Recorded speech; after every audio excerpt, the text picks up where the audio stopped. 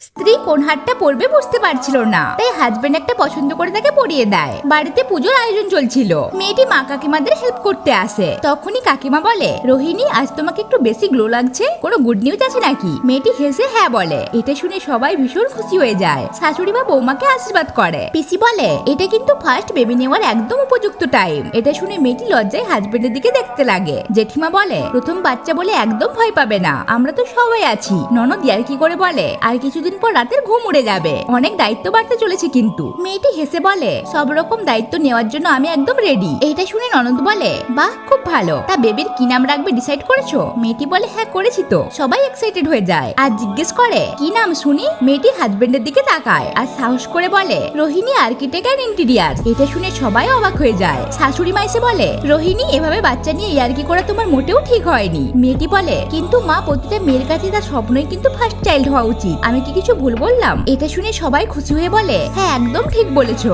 তো বন্ধুরা, এই মিষ্টি পরিবারের জন্য মন থেকে একটা লাইক অবশ্যই করবেন।